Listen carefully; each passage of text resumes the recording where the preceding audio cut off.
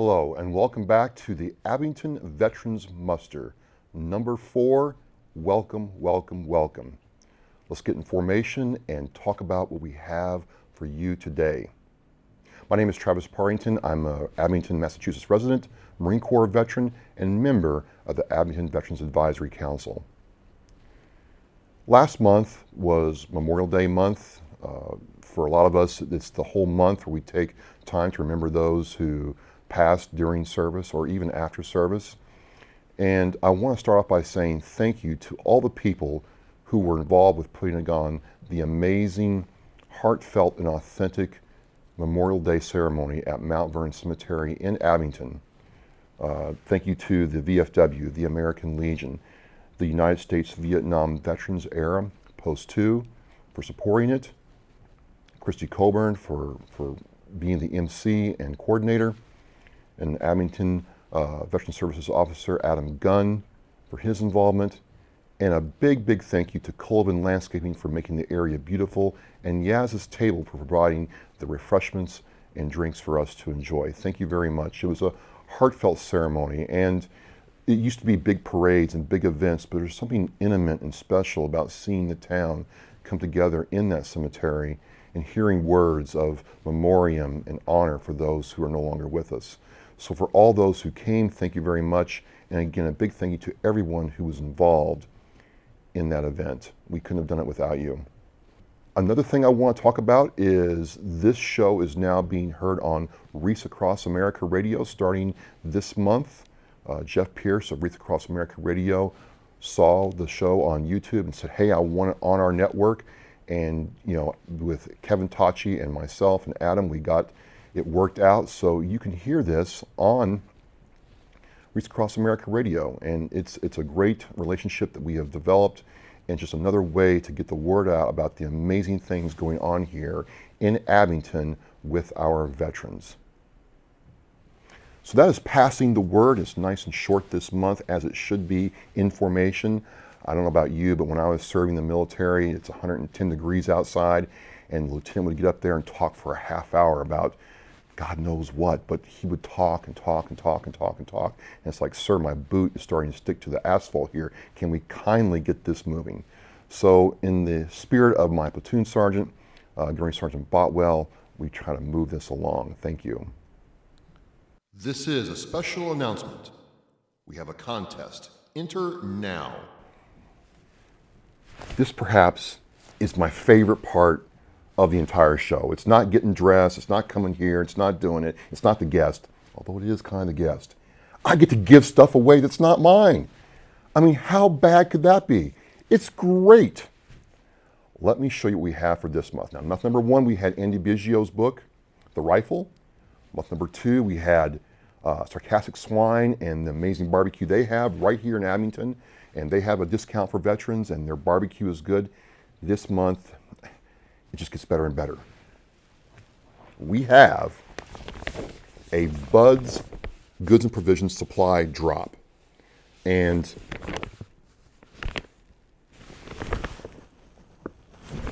there's a ton of stuff in here. I mean, like a lot of stuff. I mean, this bag is heavy. So I'm just going to go over the most important things, at least to me, that I think are the most important. And the most important thing to me here is the Frisbee. It'd be nice if I had it right side up. There we go. Bud's Goods and Provisions Frisbee. Now, why do I love Frisbees? Because out in the desert in Yuma, Arizona, you can take one of these discs and get them to go a long way because there's no trees. Or we could play, Frisbee baseball, and the cactus were like our bases. And you had to be careful running in second base because if the Frisbee didn't get you, the cactus would. Anyway, Bud's Goods and Provisions has been supporting veterans' causes here in Abington ever since they opened. They also have a great discount for veterans who come through their store right there on 139. And also, they have started the Veterans Coffee Hour, where they bring in veteran services organizations to talk about what they do. They serve coffee and pastries, and you can come there, learn about cannabis for healing therapy or whatever you need, but also learn about the organization and how they serve in the community. And I met them last year at the Veterans event at the Council on Aging, and Shailene and her crew are just amazing. So you have this cool Frisbee, all this stuff right in here in the bag. And I'm a strong guy, but there's a lot of stuff in here. But that's not all. No, that's not all. Bud said, hey, we will give a $50 gift card for the winner of this bag. So you get a $50 gift card, the Frisbee, the whole bag, the bag itself. What could be better? Now, how do you win this? You have to watch the show. You have to watch the show. Go to the Abington Veteran Services Facebook page for where this show is going to be posted and comment BUDS. That's right. You just got to watch the show and comment BUDS to be entered to win, and we'll draw the winner in July. We want to thank BUDS Goods and Provisions in Abington for supporting veterans in the community, offering resources for veterans at their store, and giving us a supply drop. Thank you very much.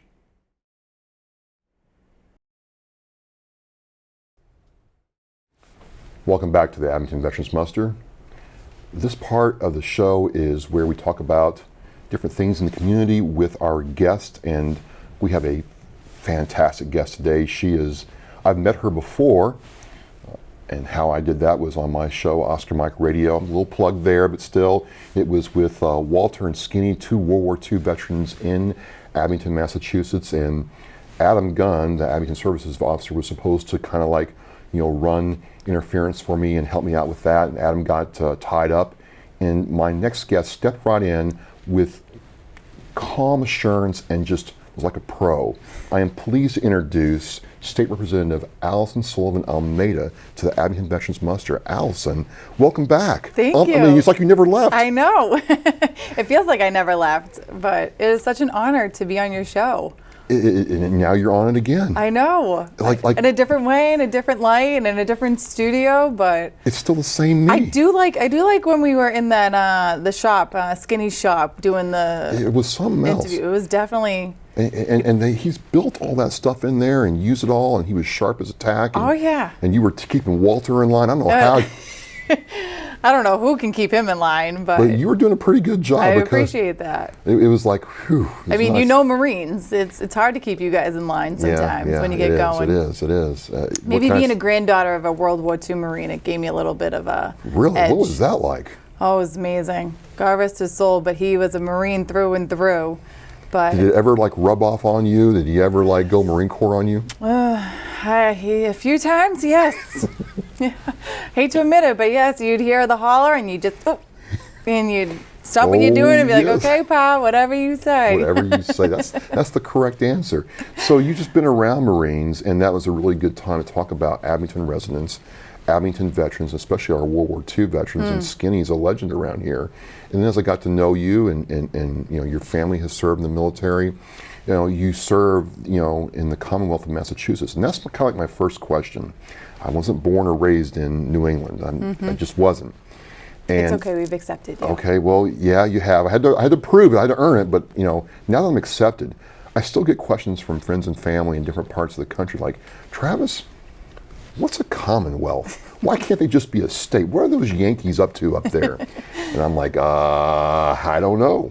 So can you just start off and tell us, what does it mean to be in the Commonwealth of Massachusetts? So the Commonwealth, there's a couple of states in the United States that are considered Commonwealths.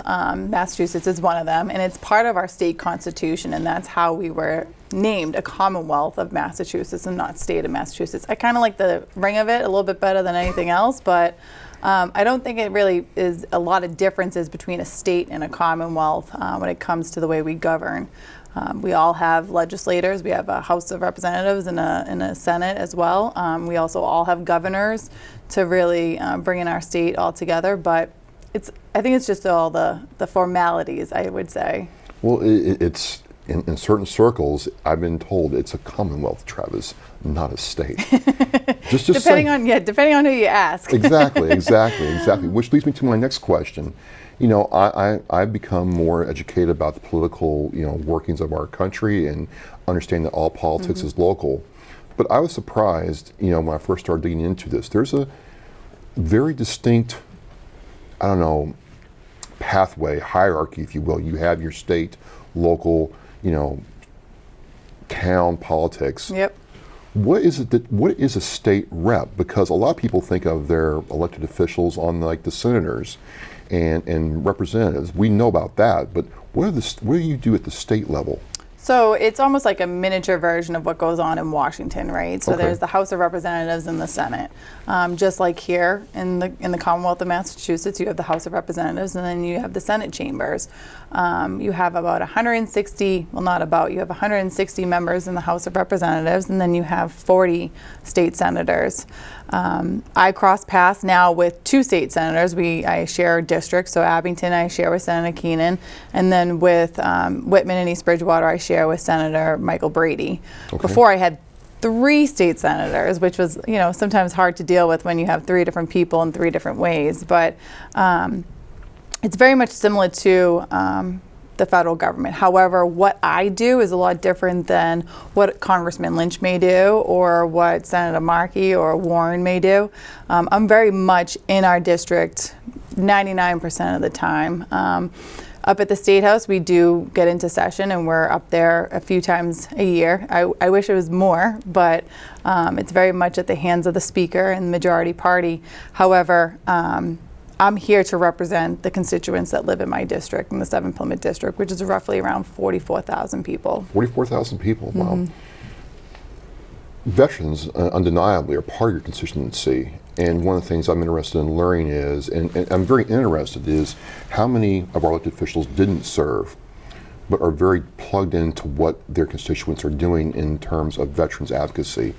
And I understand, looking at the bills you've sponsored, and the website had it all listed out for me, so I went through some of them. And I'm like, you have done a lot in that space.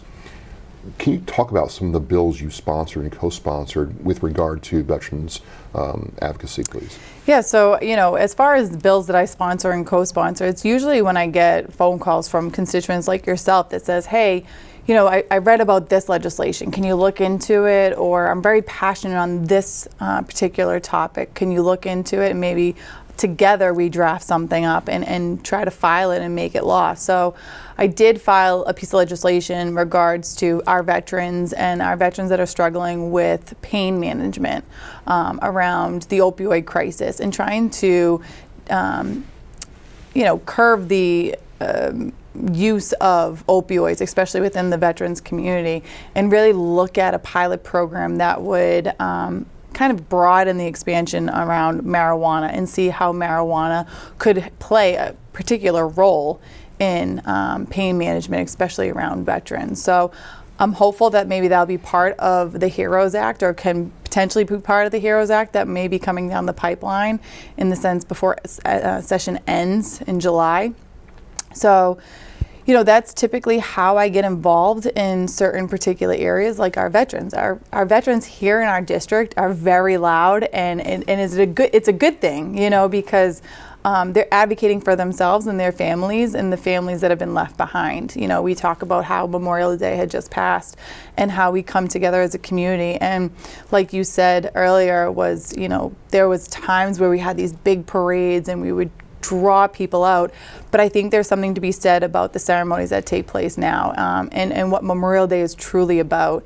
There are people that come together and have barbecues and may not have known or had anyone lose their life in service. However, this community in Abington, we have felt it on several occasions, and unfortunately, even to myself, I've felt it with friends and family that have had loved ones that have given the ultimate sacrifice. So Memorial Day to me and my family is about remembering those that have given the ultimate sacrifice, but also the families that were left behind. So I think that's where Abington and Whitman and East Bridgewater do such a tremendous job at advocating for our veterans. We have great VSOs across the district that really have a great relationship with me and are constantly on the phone or on email when it comes to certain specific things around veterans. So that's how I get involved on the state level, because there's roughly around 7,000 to 8,000 bills filed every legislative session. So I wish I could say I know every single one of them that's filed and know exactly what they do and what they don't do. However, that's just kind of an impossible task.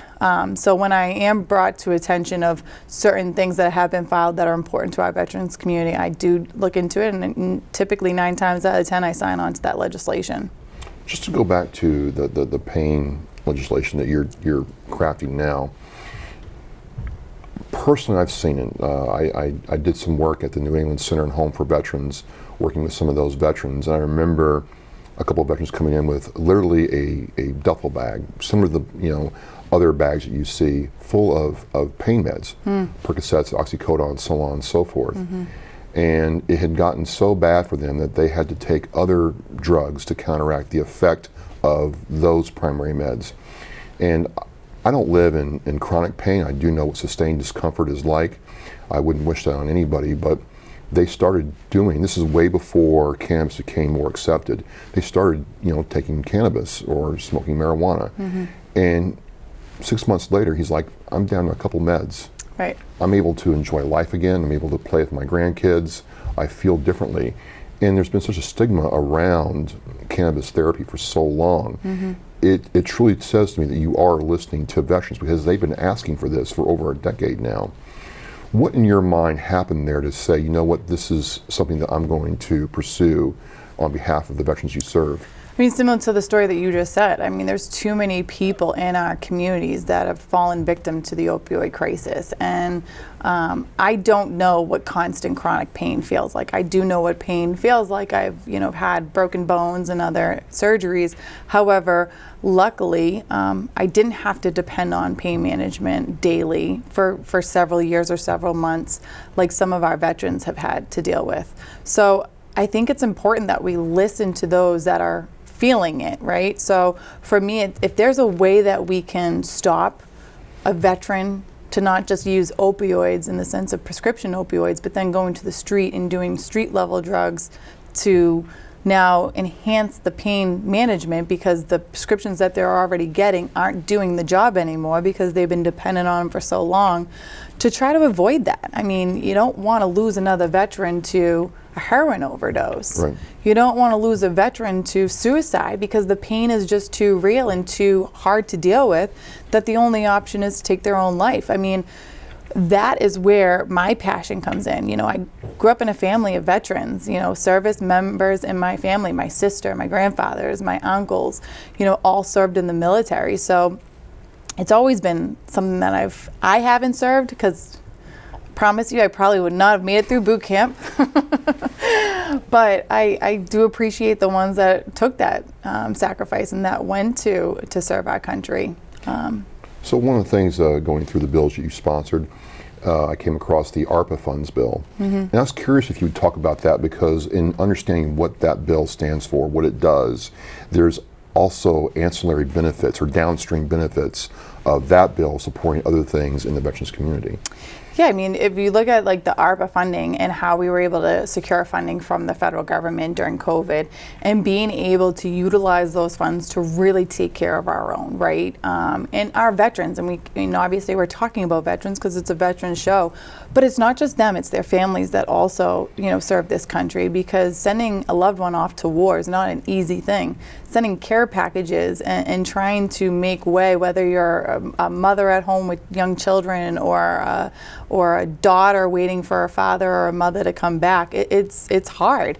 So I think it's important that the state takes a look at the whole entire Commonwealth, but also those that have served and sacrificed for our Commonwealth, but also for our country. So that's why it's important for me to support legislation that would do that financially. And one of the downstream effects of that was the SAVES Fund. Now, this was a very interesting aspect of the ARPA funds, where it was, Abington got a grant for $50,000. Big shout out to Adam Gunn for all that he does. Adam worked hard to secure that. And as we want to tell people, it's a $50,000 grant because of SAVES, because of ARPA, that goes for utility bills, appliances, other considerations that are needed.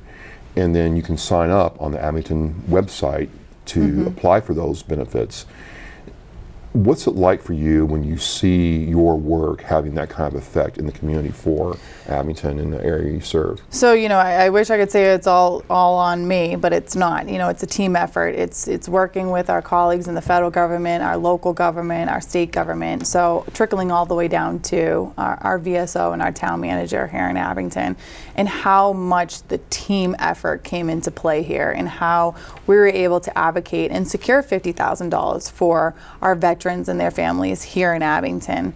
You look at, and I hear it, and you probably have heard it, especially because of how active you are in our community, from veterans, that, this post-COVID era of not being able to pay your light bills, not being able to get groceries on your dinner table every single night, being, nickel and diming medication because it's so expensive and you can't afford certain medicine that's not covered under the VA. Or whether it be there's just something that happened in the household that has caused you to financially have a strain. So this $50,000 is a incredible amount of money that can really help individuals here in Abington. And that was what was really important to the federal funding that we were receiving through the Plymouth County Commissioner's Office, and really making sure that our local communities were getting their fair share. And it's evident here, where if you have $50,000, and I think it's anywhere between $1,200 to $1,400 yeah, that individuals can receive. And like you said, they can sign up, whether it be through the Abington website and submit all the documentations. But if I know, and you probably have heard, some people don't have access to computers or don't know how to. They can go right to the, see Adam and get the go help. face to face, and it's all confidential, which is great. Adam is amazing at what he does and keeping it very quiet. Especially, it's hard. I mean, you're a Marine. How hard is it to ask for help? Oh. Yeah. It's like you know us too well there, Alyson. I don't know what's going on there. I'm sorry, Representative. No, it's fine. Trust me. I didn't, when I got elected, my name didn't change, I'm chiding you about that, but, old habits die hard. What can I say? But, that's the point. I think people need to really, if you need help, come out and ask for it, because you're not taking from anybody else. You deserve this money. You've earned this money and this help, and we, as a town, want to make sure we give back to those that have served and sacrificed. And that also applies to the Chapter 115 benefits for low-income veterans. Yep. And there's a lot of stigma around that, because if you apply for that, I've been told that it kind of just says, well, you didn't really do much in life. But right. Those funds are there for veterans who meet the income and requirements, or their families or widows meet those requirements, right? Yep. And I don't think that no one should, and I understand that it's easier said than done, but no one, unless you've been through it like yourself, right, knows what you've come home to, knows what you experienced when you went to war, knows what sacrifices you had to give. So these benefits are here not to put shame on anyone, but to give a helping hand, because we recognize the sacrifices that veterans have made. We recognize as a state and as a community that sometimes you might need an extra helping hand. And yeah, should you be pushed to the front of the line sometimes? Of course. And this is one of them. What other ways, because all politics is local, but outside of politics, what are ways that your constituents can advocate for veterans? Outside of politics, I think showing up to Memorial Day events, showing up to Veterans Day events, showing up to coffee hours or, breakfasts at Martin's when veterans are going to be there, showing up to the COA when there's the event over at the Counseling on Aging, helping out if you know your neighbor. And it's not just veterans, it's just being good human beings, right? Yeah. If your neighbor's struggling to mow their lawn, don't point the finger and judge. Take your lawnmower over there and mow the lawn. You just don't know what people's circumstances are. So I think as a community, outside of politics and advocating for legislation or advocating for funding, I think we can really take care of our veterans by, when you see someone, and I go back to my grandfather because he was a very proud Marine, and I think you know how that is. He wore his Marines veterans hat with honor, his pin whenever he got dressed up. It really had an impactful feeling to my grandfather when someone would stop him and say, "Thank you for your service." I'm gonna get a little choked up because people don't do that anymore, you know, and it's sad because maybe it's the Commonwealth of Massachusetts and us Yankees up here, but down south it was always, no matter where we were, somebody would stop my grandfather and say, thank you for your service. So if you see a veteran with a veteran hat, thank them for their service. Well, if you see a Gold Star family with a Gold Star, you know, sticker or a license plate, say thank you for your sacrifice and your service. one of the things, Representative, I would say too is for us veterans, when someone does say thank you for your service, and there's people in Massachusetts that do it too. I know, there are. You know, a lot of us, you know, kind of clam up like, what do you do? What do you do? What do you do? What I found is you say thank you for your service. I simply say, hey, thank you for being a great American.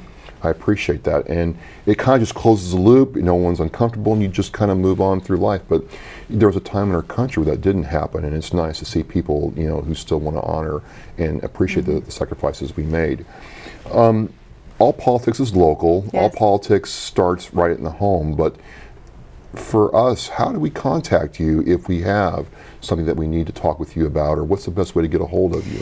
Yeah, I would say the best way to get a hold of me is through my email. You know, I'm constantly on my phone, and my email goes right directly to my phone. I'm, you know, in the district, in the State House. It's never kind of like a clear-cut schedule. So my email is the best and fastest way to get in touch with me, and that's just Alyson, ALYSON.Sullivan@mahouse.gov. Very simple, clear. And if you're on social media, send a message through Facebook, send a message through Instagram, Twitter. I'm always monitoring those as well. Well, you were. I mean, we sent you the show post for Walter and Skinny's show. You got right back to us, and you've always supported everything that we've done here in Abington. Representative Sullivan, I just want to say it's been a pleasure again talking with you in this show. Hey, tell your sister I said hello. I will, definitely. Maybe we can get her on the show too. You know. It was great. Well, it was great talking with her, if I may. It was great talking with her and hearing about her military experience and how she served her country and the impact you two have had on each other's lives professionally and personally. So that hit me in the feels. It really did. Yeah, she's great. She's a great human being. So I'm lucky. Awesome.